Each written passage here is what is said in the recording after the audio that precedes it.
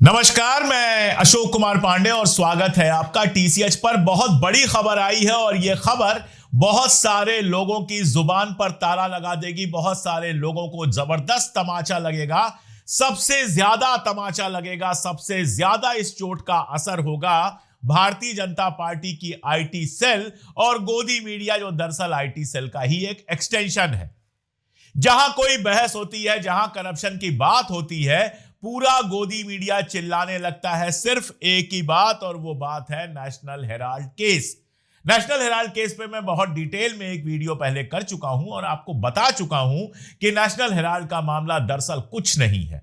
National Herald का एक ऐसा मामला है जिसमें राहुल गांधी या सोनिया गांधी या किसी को भी 1 रुपए का फायदा नहीं हुआ है, किसी के अकाउंट में 1 रुपया नहीं गया है। नेशनल हेराल्ड को जिंदा रखने के लिए टेक्निकल तरीके से कुछ कार्रवाइयां की गई थी, जिसको बहाना बनाकर पिछले कई सालों से लगातार तमाशा चल रहा है। ईडी की जांच बिठा दी गई है, नई एफआईआर कर दी गई है, किसी तरह से राहुल गांधी और सोनिया गांधी को घेरने की कोशिश की जाती है। उस सोनिया गांधी को जिसके ऊपर कभी 1 रुपए का कोई आरोप नहीं लगा है, उस राहुल गांधी को जिसके ऊपर कहीं कोई 1 रुपए का आरोप लगा नहीं पाया है। यह मामला गया था राउज एवेन्यू कोर्ट में और ईडी ने दाखिल की थी चार्जशीट की इस पर सुनवाई हो, कार्रवाई हो। दरअसल ईडी और भारत सरकार किसी तरह से भी चाहते हैं कि किसी कोर्ट से कोई फैसला आ जाए ताकि इस मामले को और उछाला जा सके, और जैसे पाकिस्तान में इमरान खान को जेल में लंबे समय से फर्जी आरोपों में रखा गया है, कल को चाहे तो वैसा भी किया जा सके। लेकिन आज राउज एवेन्यू कोर्ट में सुनवाई होनी थी और राउज एवेन्यू कोर्ट ने सीधे सीधे कह दिया है कि ये जो चार्जशीट आपने दाखिल की है, इस पर हम कोई सुनवाई नहीं करेंगे। आपको जांच करना है तो करते रहिए, बरसों से आप कर रहे हैं, आगे भी जांच करते रहिए, लेकिन कोर्ट इस मामले में किसी तरह की कोई सुनवाई नहीं करेगी। मैं आपको बता दूं कि ईडी ने अपनी चार्जशीट में सोनिया गांधी, राहुल गांधी, सैम पित्रोदा, सुमन दुबे, सुनील भंडारी, यंग इंडियन और डोटेक्स मर्चेंटाइज प्राइवेट लिमिटेड को नामजद किया था। यह शिकायत आप अच्छी तरह से जानते हैं कि सुब्रमण्यम स्वामी ने की थी, उस पर भी बात करूंगा।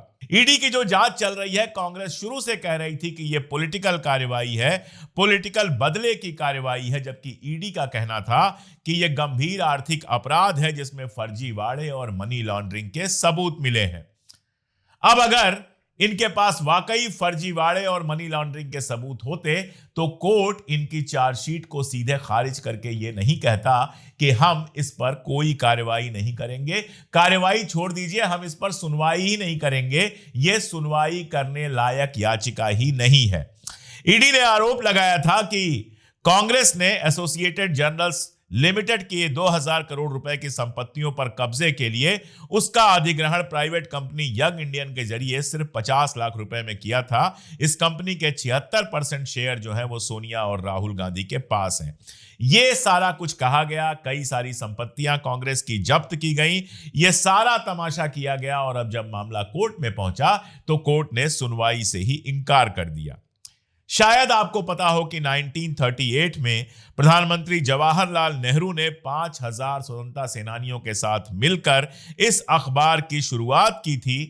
इसको छापता था एजेएल, जिसकी बात हुई थी 2008 में। यह बंद हो गया और इसको दोबारा चलाने, जिंदा रखने के लिए ही यंग इंडिया ने इसको लिया था। मैंने इस महत्वपूर्ण मामले की दलील खुद ने की थी राउज एवेन्यू में। बहुत महत्वपूर्ण निर्णय है। खोखला केस जिसको इतना ऊपर ले गए और आज उसकी कॉग्निजेंस तक नहीं हुई।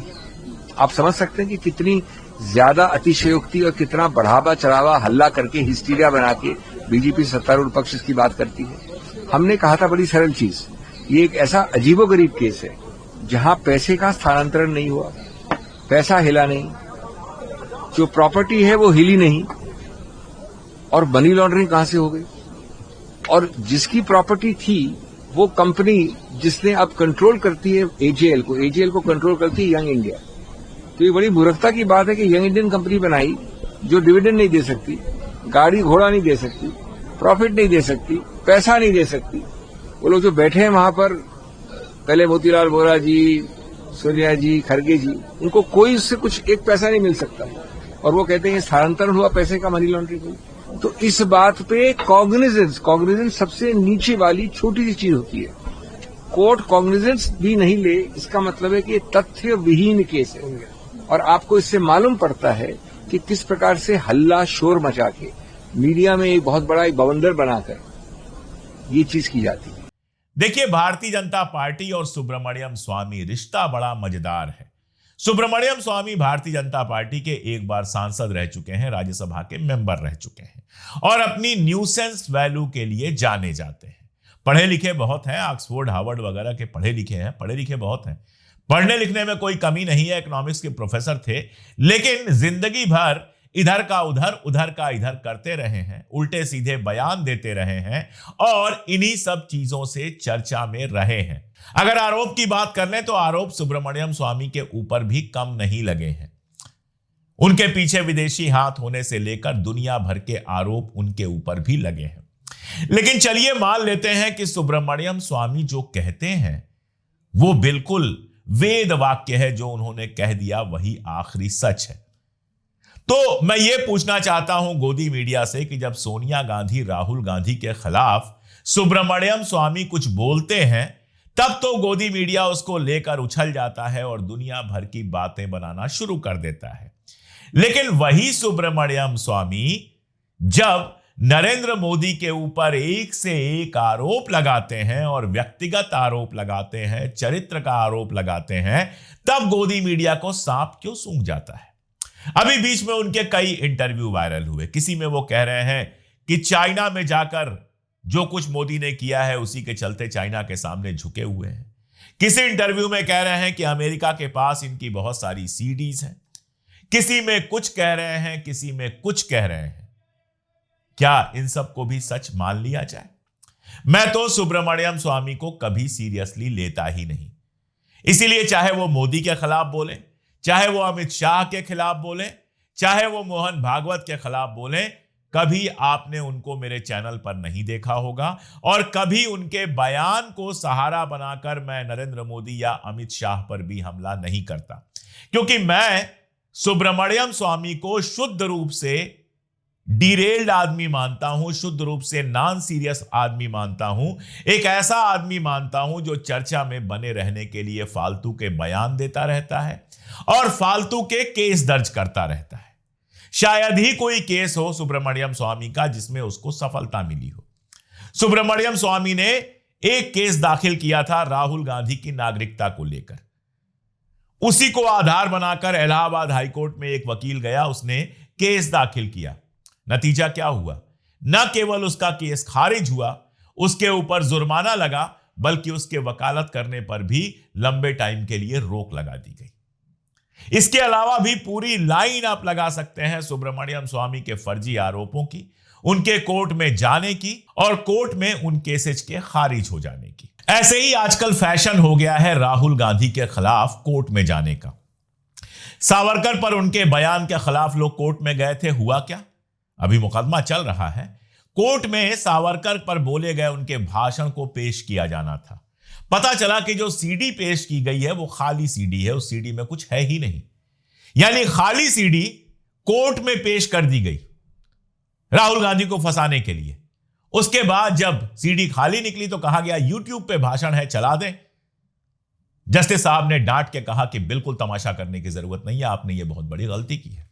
इसके अलावा सोनिया गांधी के खिलाफ एक केस हुआ है कि उन्होंने वोटर बनने से पहले, यानी नागरिक बनने से पहले, वोटर लिस्ट में अपना नाम दर्ज करा लिया। वो आपको मैं बहुत कायदे से दिखा चुका हूं कागज जो कभी अमित मालवीय ने लगाया था, यह साबित करने के लिए कि सोनिया गांधी का नाम वोटर लिस्ट में पहले आया, नागरिक बाद में बनी। जब उस कागज को आप देखते हैं तो उस पर एनसीटी ऑफ दिल्ली लिखा हुआ है, national capital territory of Delhi लिखा हुआ है। मैंने बताया था कि नेशनल कैपिटल टेरिटरी जो दिल्ली को कहा जाता है, एनसीटी जो है वो तो 90s में बना है, कागज 80s का है।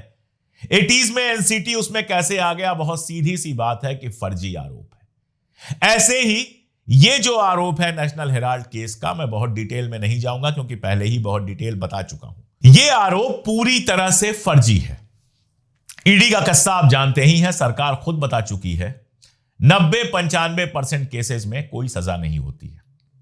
लगातार ईडी के केसेस बढ़ते जा रहे हैं। 2019 के बाद से आप देखेंगे ईडी हजारों की संख्या में साल में केस दर्ज करती है और सजा 2-4 लोगों को दिला पाती है। और कोई अगर और एनालिसिस कर ले तो उसको पता यह चलेगा कि ईडी पॉलिटिकल जिन लोगों के खिलाफ कार्रवाई करती है उसमें 99.9% लोग एंटी बीजेपी निकलेंगे, वो निकलेंगे जो भारतीय जनता पार्टी के खिलाफ हैं। और जो भारतीय जनता पार्टी के समर्थन में आ जाते हैं उनका क्या होता है? सबसे बड़ा एग्जाम्पल है हिमंता बिस्वा शर्मा। हिमंता बिस्वा शर्मा आप जानते हैं असम के मुख्यमंत्री हैं और भारतीय जनता पार्टी के बड़े वोकल नेता हैं। सांप्रदायिक जहर उनके मुंह से लगातार निकलता रहता है, लगातार मियां लोग और क्या क्या बोलते रहते हैं।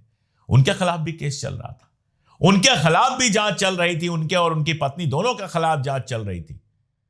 भारतीय जनता पार्टी में आए, मुख्यमंत्री बन गए और अब उनके खिलाफ कोई जांच चल रही है कि नहीं चल रही है हम नहीं जानते।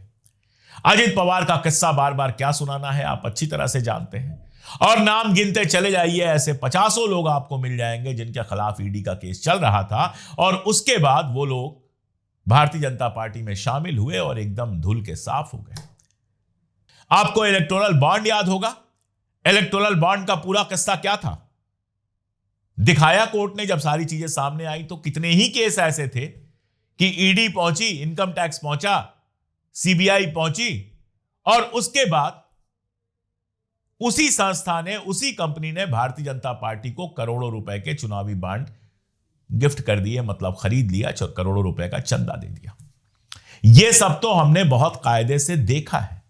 ईडी का इस्तेमाल कैसे किया जा रहा है, कैसे पॉलिटिकल विरोधियों को निपटाने के लिए, परेशान करने के लिए ईडी का इस्तेमाल किया जा रहा है, यह सब हमने देखा है। और आप देखिए घोटाला कहां निकलता है, बड़ा घोटाला कहां निकलता है? बड़ा घोटाला निकलता है उत्तर प्रदेश में, जहां कफ सिरप घोटाले के मामले में जो सिपाही पकड़ा गया था उसका महल देखकर अच्छे अच्छे चौंक जाएंगे। आप सोचिए, एक बर्खास्त सिपाही लखनऊ के अंदर महल जैसा घर बनाता है पॉश कॉलोनी में। कोई आईएएस ऑफिसर भी अगर ईमानदारी से जिंदगी भर नौकरी करे तो वैसा महल जैसा घर नहीं बना सकता पैसे बचा के। वो बनाता है, नाक के नीचे बनाता है, किसी का ध्यान नहीं जाता। अगर यह कफ सिरप घोटाला नहीं पकड़ा गया होता तो कभी उसके खिलाफ कुछ नहीं होता। कफ सिरप घोटाला होता है यूपी के अंदर और कहा जा रहा है कि यह घोटाला कभी नहीं खुलता, लेकिन जानबूझकर सेंट्रल एजेंसी जो है वो यूपी में एक्टिव की जा रही हैं ताकि योगी के ऊपर शिकंजा कसा जाए। इस पर अलग से बात मैं कर लूंगा। आरोप लगता है कि प्रधानमंत्री कार्यालय के भीतर बैठे लोग महादेव ऐप सट्टेबाजी के ऐप में पैसा लगा रहे हैं। पूरी सरकार उस पर खामोश रहती है, कोई जवाब नहीं आता है, खबर को दबा दिया जाता है। कोई भी नेशनल न्यूज मीडिया इस खबर को चलाने की हिम्मत नहीं करता है। करोड़ों रुपए के, हजारों करोड़ रुपए के लोन माफ किए गए हैं। कैसे कैसे करप्शन इस देश में हुए हैं बताने की जरूरत नहीं है, आप जानते हैं। अभी उत्तर पूर्व से खबर आ रही है, हिमंता बिस्वा शर्मा की बात हुई थी, थोड़ा बढ़ा लेते हैं कि उत्तर पूर्व में भारतीय जनता पार्टी को जितना चंदा मिल रहा है वो ठेकेदारों से चंदा मिल रहा है जिनको सरकारी ठेके दिए गए हैं। ये करप्शन नहीं है तो और क्या है? सरकारी ठेके दिए जाएंगे और बदले में आपको भारतीय जनता पार्टी को चंदा देना पड़ेगा। पेमा खांडू अरुणाचल प्रदेश के मुख्यमंत्री, भारतीय जनता पार्टी के मुख्यमंत्री, सुप्रीम कोर्ट में मामला था, पाया यह गया कि सारे ठेके अपने घर परिवार के लोगों को दिए गए हैं। यह करप्शन नहीं है तो क्या है? लेकिन ईडी पेमा खांडू के घर नहीं जाएगी। ईडी भारतीय जनता पार्टी के कार्यालय में जाकर पता नहीं करेगी कि ऐसा कैसे हुआ कि जिसको जिसको ठेका दिया गया सबने चंदा दिया भारतीय जनता पार्टी को। ईडी एक ऐसे मामले में हाथ डालेगी जो कांग्रेस का दरअसल अंदरूनी मामला है, नेशनल हेराल्ड केस। एजेएल उसको चला रहा था, एजेएल लगातार घाटे में था, अखबार चलता रहे इसलिए यंग इंडियन ने उसको ले लिया, अधिग्रहित किया और उसके बाद अखबार चलाने की कोशिश कर रहा है।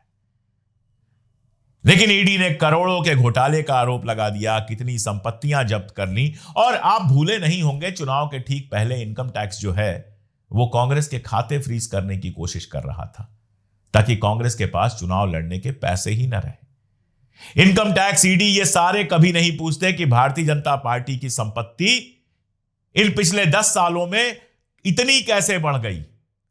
जिस पार्टी के ऊपर 70 साल करप्शन का आरोप लगता है उसके अकाउंट में महज 300 करोड़ के आसपास होते हैं, और जो पार्टी अभी 10 साल से सत्ता में आई है उसके पास हजारों करोड़ रुपए होते हैं। इस पर कोई ईडी, सीबीआई, इनकम टैक्स, गोदी मीडिया सवाल नहीं उठाता है। सवाल उठता है हर बार नेशनल हेराल्ड केस में, और इस बार कोर्ट ने जो थप्पड़ मारा है ईडी को, कोर्ट ने जो कहा है कि इस पर हम सुनवाई तक नहीं करेंगे, इसके बाद गोदी मीडिया के सीने में बहुत सारा दर्द हो रहा होगा, बहुत सारी जलन हो रही होगी, बहुत सारा दुख हो रहा होगा। लेकिन मैं तो यही कहूंगा कि समय कितना भी खराब हो, दिन कितने भी बुरे चल रहे हों, सत्यमेव जयते एक ऐसा नारा है जो हमको सहारा देता है कि अंत में जीत सच की ही होती है। आज के लिए इतना ही, बहुत शुक्रिया।